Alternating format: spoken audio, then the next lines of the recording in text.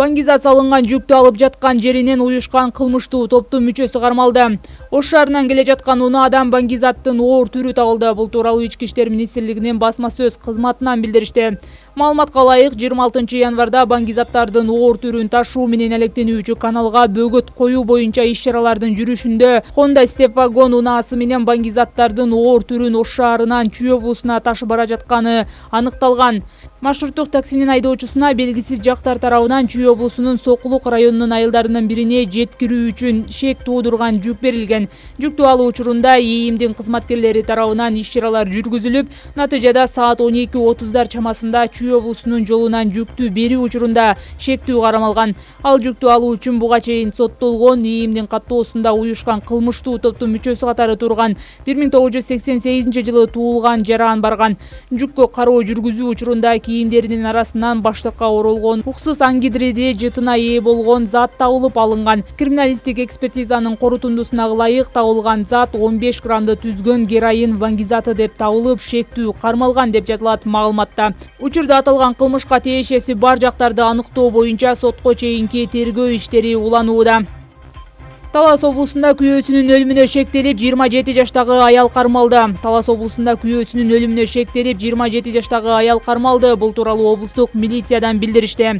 Маалыматка ылайык 30 январ күнү саат 6:30 чамасында Манас районунун Новоденецк айылынын тургунунун жансыз денеси өзү жашаган үйүнүн короосунан табылган. Факты Манас райондук ички иштер башкармалыгынын маалыматтарды эсепке алуу журналына катталып, окуя болгон жерге тергөө ыкчам тобу чыгышкан.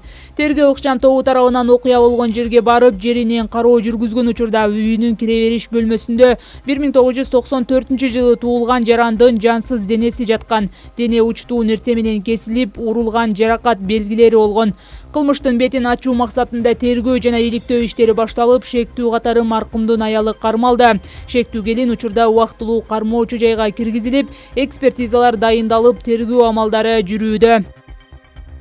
Көпчүлүк коалиция премьерликке Мариповдун талапкерлигин жактырды. Жогорку кеңештин көпчүлүк коалициясы 1 февралдагы жыйынында премьер-министрлик кызматка Улукбек Мариповдун талапкерлигин жактырды.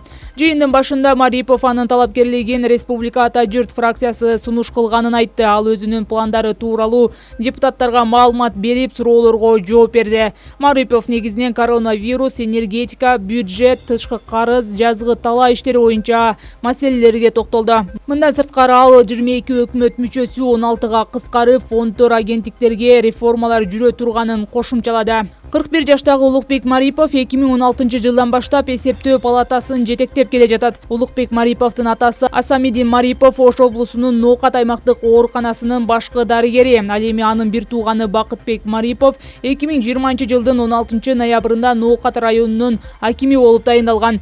Көпчүлүк коалиция премьер-министрдин талапкерлигин, өкмөттүн жаңы курамын жактыргандан кийин ал парламенттин конституциялык мыйзамдар, мамлекеттик түзүлүш, сот укуктук маселелер жана регламент боюнча комитетине жиберилет. Андан соң жогорку кеңештин жалпы жыйынына чыгарылат.